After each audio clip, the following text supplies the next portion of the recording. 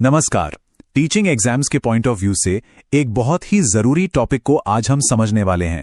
यह है भाषा अर्जन और भाषा अधिगम, यानी लैंग्वेज एक्विजिशन और लर्निंग के बीच का फर्क।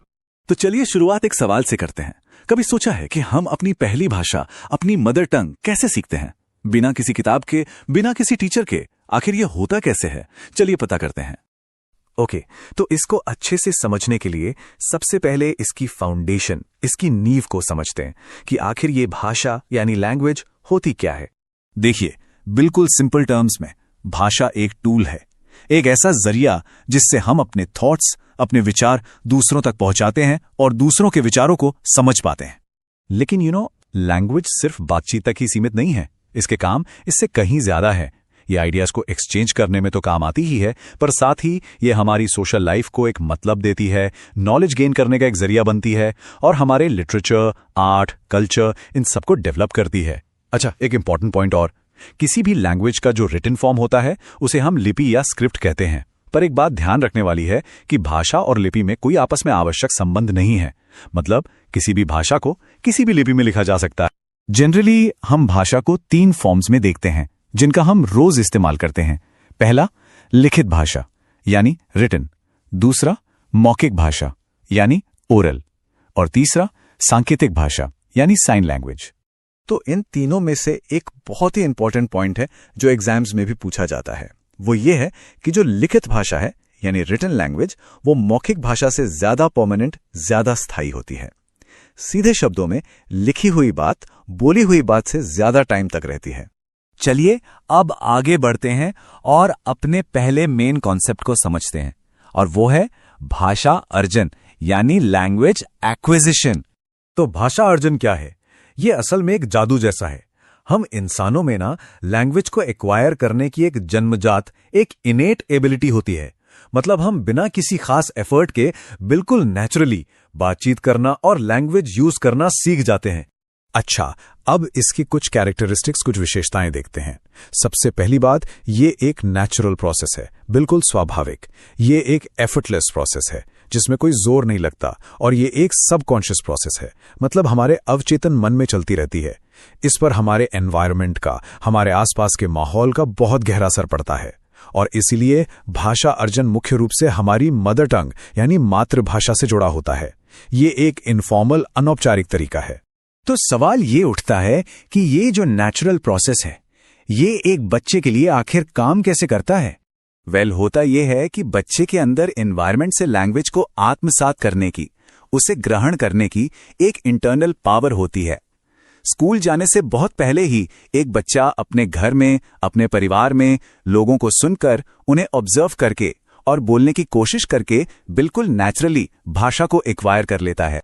तो ये तो हो गया भाषा अर्जन, जिसमें सब कुछ नेचुरली हो रहा है। लेकिन जब हम कॉन्शियसली, पूरे होश और हवास में मेहनत करके कोई भाषा सीखते हैं तो उसे क्या कहते हैं? चलिए अब अपने दूसरे पिलर की तरफ चलते हैं, जो है भाषा अधिगम यानी लैंग्वेज लर्निंग। तो जैसा कि नाम से ही साफ है, लैंग्वेज लर्निंग भाषा अर्जन का बिल्कुल उल्टा है। इसमें एफर्ट लगता है। ये एक कॉन्शियस प्रोसेस है। मतलब हमें पता होता है कि हमको सीख रहे हैं। इसके लिए नियम यानी रूल्स सीखने पड़ते हैं, किताबें चाहिए, स्किल्स चाहिए, टीचर्स की जरूरत पड़ती है।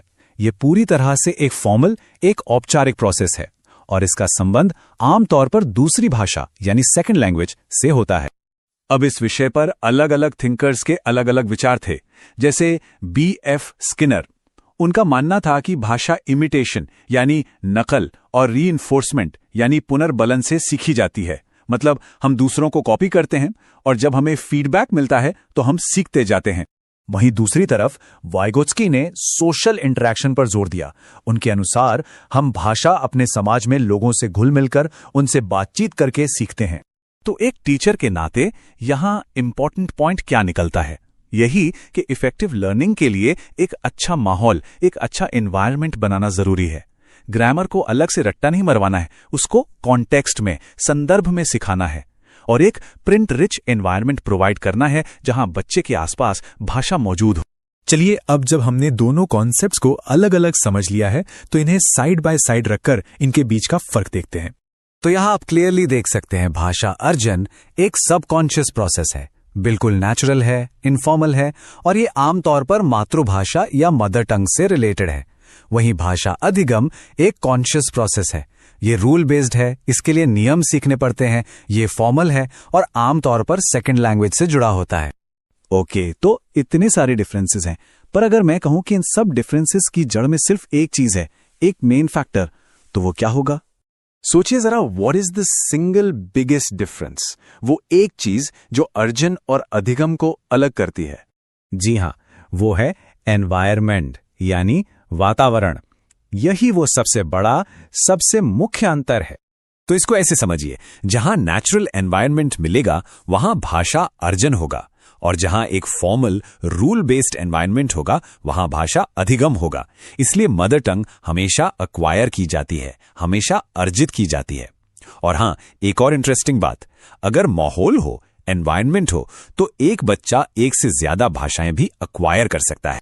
तो चलिए, इस सेशन को खत्म करने से पहले 2 इंपॉर्टेंट टर्म्स को भी फटाफट रिवाइज कर लेते हैं। पहला टर्म है टारगेट लैंग्वेज यानी लक्ष्य भाषा। ये वो दूसरी भाषा होती है जिसे हम सीख रहे होते हैं।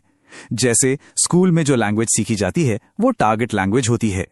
और दूसरा टर्म है मदर टंग यानी मातृभाषा।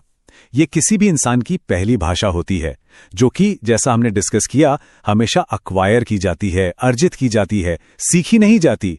और यही बात हमें सोचने पर मजबूर करती है कि आखिर हमारा ब्रेन इतनी कॉम्प्लेक्स चीज को इतनी आसानी से, इतने एफर्टलेसली अक्वायर कैसे कर लेता है।